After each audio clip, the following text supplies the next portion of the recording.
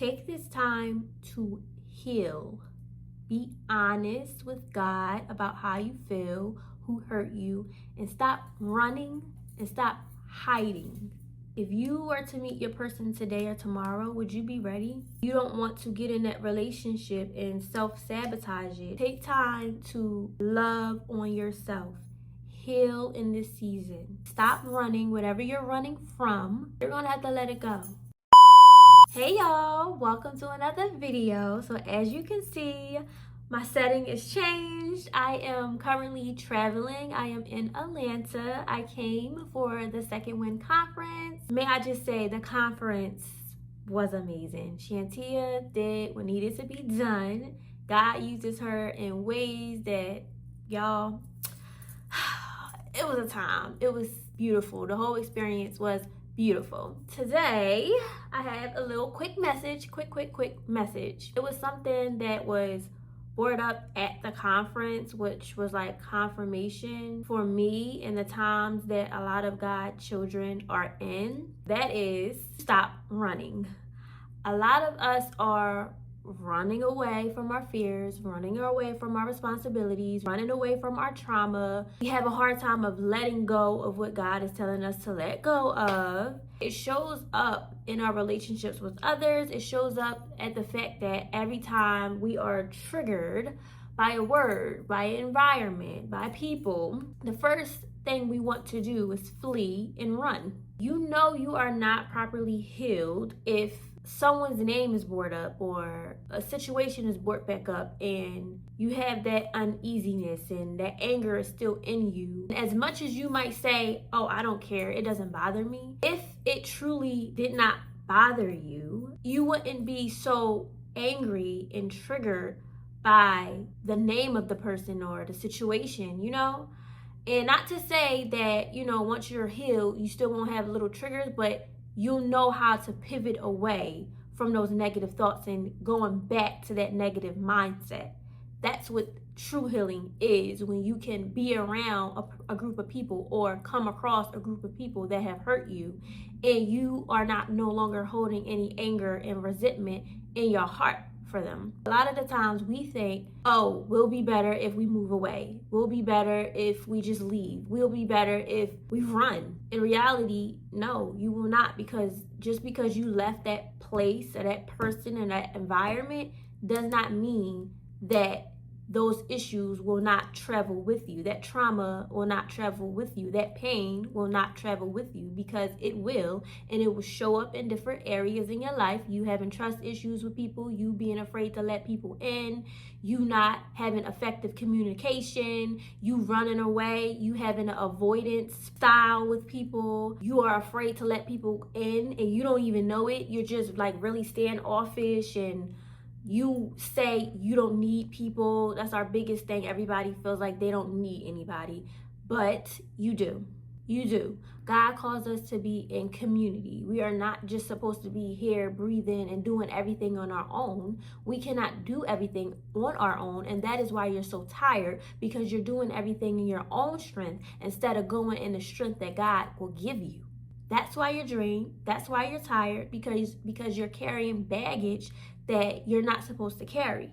All of that hurt, pain, resentment, unforgiveness, like, let it go. Because wherever you think you're about to flee to, it's going to travel with you. You might not care, but God cares enough to allow it to keep triggering you so you can face the problem head on instead of running from it. Like, are you ever going to get tired of running? Like, all your life you've been a track star. Like, you're running and running and running, moving from place to place, hopping from this job to that job, to this location to that location, cutting people off like that. The problem with that is we live in a generation where everybody would tell you, oh, well, if they can't do this for you, cut them off. Oh, they did that to you, cut them off. Everybody is not replaceable. We live in a world now that we cut people off and we're cutting the wrong people off. Like, instead of you fighting for who truly deserves to be in your life, you're cutting off the good people and then saying you don't need people and you're okay by yourself. But honestly, that's not true. And you know deep down in your heart that that's not true. So stop trying to convince yourself that you're okay. Stop trying to convince yourself that you don't care, because in reality, you do. That's why you come off, the first thing you say is, I don't care. You care. You know, you care. And I feel like a lot of times we are scared to be honest about our feelings and stuff. And if we can't be honest with ourselves, and we're cutting people off, and we have a avoidance attachment style, and we are just running all our lives, that just signifies and shows like what kind of relationship we also have with God. If you're scared to let people in, you have trust issues, you can't trust people to let them in, then that shows that, you know, you have trust issues with God too, and you're not letting him in. Because how you do one thing is how you do everything. Everybody, we always hear that, and it's true, because you can't just be that way with people and just think because you pray and you read your word and you're fasting and stuff that's enough. No, it's not. It's not enough. If you're not growing your relationship with God, no, it's not enough. If you're not sitting in his presence and really letting him know what's bothering you, it's not enough. You have all of this anger in you and you don't know where it's coming from, and you're bleeding and you don't know that you're bleeding on other people. And you're hurting other people, and you may not even know that you're hurting other people, but you are, because you're cut, you're bleeding, you're still hurt. You're hurting the people that's closest to you, self-sabotaging things and situations because of your mentality that you don't need nobody, and the first thing you think about is when something isn't going your way, or somebody isn't doing something that you want them to do, or didn't do something because you thought they were supposed to read your mind. The first thing you think of is cutting them off and running away and blocking them out, and it's just like, that's not good. And this is specifically for the women and men right now that are in their single season, and this message is not for everybody. So if it doesn't resonate with you, know it's for you. If it resonates with you, and if God has been speaking to you about it, and you come across this video and it's confirmation, it's for you. What God has revealed to me, especially like at the conference yesterday, and they were just talking about relationships and sisterhood and things. I noticed the other day, I'm just like, I have like a feeling like I'm scared to date again. Like I'm scared to let people in because I've been hurt so much, and I didn't realize it but God been telling me like, girl, you're gonna have to stop, and you're gonna have to stop trying to hide, come out of hiding. I've been scared to, because all my life, like, I've been rejected. I have abandonment issues, and I do still have trust issues that I'm trying to, I'm trying to learn how to let people in, because I could be blocking my blessings and blocking the wrong people out. Everybody is not out to get you. Everybody is not out to hurt you. But when you've been through so much hurt and pain, it's easy to just, try to convince yourself that nobody's for you. There's nobody out here for you. Everybody lies. Everybody cheats. And that is not reality, and that's not the truth. It's not. I was on a plane on my way here. It was a guy sitting next to me, and he kind of glanced over at me, just to see, who I'm sitting next to, and the first thing I think of in my mind is, don't talk to me. Like, sir, don't even look at me. Don't look my way. And I've noticed I've been doing that a lot, because, when people, guys specifically, when they stare at me, and I could tell they've been staring for a while, and it could just be like, oh, she's pretty, she's a pretty young lady. They might not even want nothing, And the first thing that comes to my mind is, don't even come this way. Don't talk to me. I don't want to be talked to. Like, leave me alone. I'm okay right now with being by myself. I'm enjoying my singleness and not having nobody in my face, And God is like, you're going to have to stop that. You're going to have to let that go. And what I've been doing lately is hiding myself. Now, I told you guys before, I don't know if anyone has watched any of my previous videos, but it's a time and a season where when God will sit you down and you'll be in isolation season, but there's a time when you need to come out of that isolation season, because You're not supposed to be in isolation season all your life, or, it's a specific time frame of when you're supposed to get out of that season. Sometimes we're just so used to staying in our cocoon and saying, oh, I'm just an introvert, because that's my little excuse. Like, I like to stay by myself. And I do. Like, I like my own company. I like being in my home by myself. I like staying in my house. I don't go out. God is like, you need to come out of hiding. You need to come out of hiding, because how can you be found if you're hiding all the time? You're in the house all the time. You're not putting yourself out there in a way that puts you into positions and puts you into room with other like-minded people, so opportunities and doors can open on your behalf. Sometimes we get so used to God just coming through for us and providing things for us without even having to open our mouth, that we think because he showed up in the previous seasons like that he's going to show up in the current season we're in like that. And that's not true, especially for the babes of Christ. Like, when you're just coming to God and, he's been providing and he's been leading the way, and then suddenly it stopped and you're thinking God's ignoring you and like, where he at, and it's because you're not a baby anymore. You're off the breast milk, baby. You passed the crawling stage. Now it's time for you to get up and walk. So you're going to have to come out of hiding. You're going to have to let go of that mindset of thinking everybody is out to get you and nobody's, be scared to let people in, because that's how you block your blessings. Just the simple fact that I got in the room this year and I was a part of the Second Wind Conference, I was like a tad bit nervous going, because I went by myself and I'm here by myself. But once I got into the room with other like-minded people, although I didn't know them, it felt familiar, it felt comfortable. I felt the love in the room and in the atmosphere. It was just such a beautiful experience to be in the room with other like-minded people who are like me, who don't want nothing from you, and all they want to do is love you and be loved back. The enemy will try to convince ourselves, and sometimes it's not even an enemy, it be us, because I feel like we give him too much credit. It be us who will just think that we're supposed to be alone, and we're not. God calls us to be in community. We're supposed to be coming together to help each other. For my ladies, like, a lot of women, we feel like, I hear a lot of women say, I don't have friends. I don't have female friends. Females are too drama. Females are this, da, da, da, da. No, the women that you had in your past was drama. The women that you led in your life before was drama. But just because you experienced that before in your previous seasons doesn't mean that that's what you're about to enter into.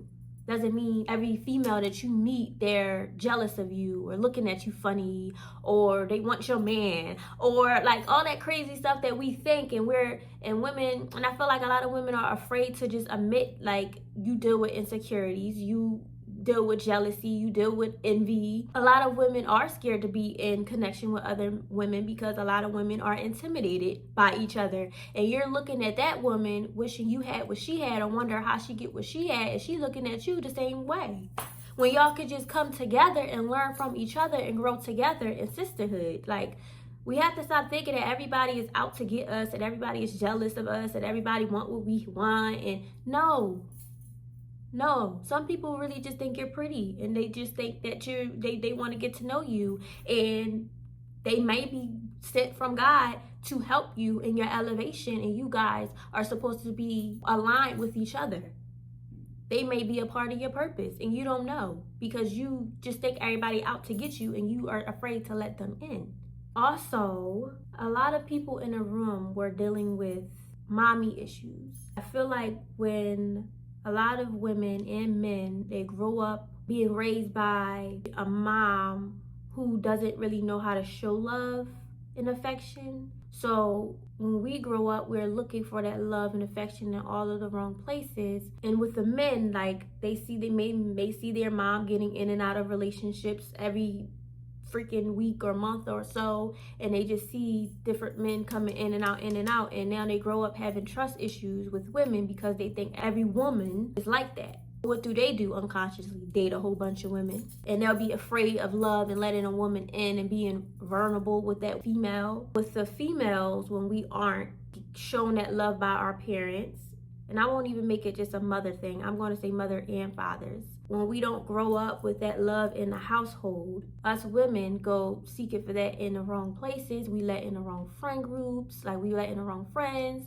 fall for the wrong relationships, and we do it unconsciously because we haven't grew up with that love in the home and that got that attention that we needed. We carry that into our adulthood, and that's what we attract.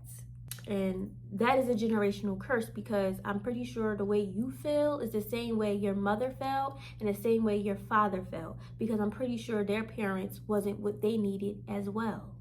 But I'm happy that I am made aware of the generational curse within my bloodline, because now I can show that love and attention to my daughter, so that she will feel comfortable to come to me to tell me anything. And I'm not shutting her down, telling her, be quiet, don't talk when spoken to, don't ask no questions. I listen.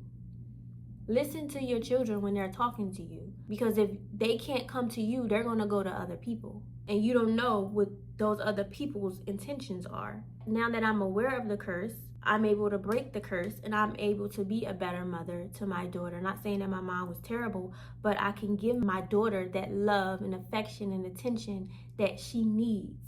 When it comes to singles, because sometimes I get off track, but when it comes to the singles right now, specifically the ones that know that God has confirmed He has your person on the way, take this time to heal. Be honest with God about how you feel, who hurt you, and stop running and stop hiding. Because if you were to meet your person today or tomorrow, would you be ready? Are you going to have that wall up with them? You don't want to get in that relationship and self-sabotage it and not have good communication because you think that man is supposed to read your mind and know what's wrong, or because you don't want to let that woman in and be vulnerable with her to let her know what's the issue. Like, take that time to heal, because they don't deserve that. And you may just push them away because of you being so unhealed. Take time to love on yourself. Heal in this season. Ask God to search your heart, make known what's in it, and teach you how to heal from what you're going through. So you don't have to keep running and thinking you gotta cut everybody off. Because in reality, we all make mistakes. None of us are perfect. The only perfect one was Jesus. And we hurt people too. Sometimes we do it unconsciously. Sometimes it's not even our intention to hurt somebody, but we have hurt people too. So who are we to not forgive somebody else of their trespasses when we expect God to forgive us of our trespasses against Him? It just doesn't work like that. Be willing to listen as well to what the ones who are around you are telling you. Don't listen to respond. Listen to receive. Because you don't want to lose a good thing, a good relationship, a good friendship, because you want to be stuck in your own ways, and because you had to do everything by yourself, because you had to always be the strong friend, because you had to be the strong daughter who took care of everybody, because you had to be that one that everybody comes to. You have now trained yourself to be so independent that you can't allow anybody to come in to help you so that you could receive. Because I had a hard time with that too, and I still do, and I'm learning to allow people to come help me. Like, you can't pray and ask God to help you, send help, or to heal you and stuff. He's sending people, because He speaks through people too. He could use a child if He needs to use that child to get to you. He could use anybody. So don't think that you're just so smart and so wise that you just can't learn anything new. And you might not even like who it's coming from. But listen, I know it was hard. I know what they did hurt you.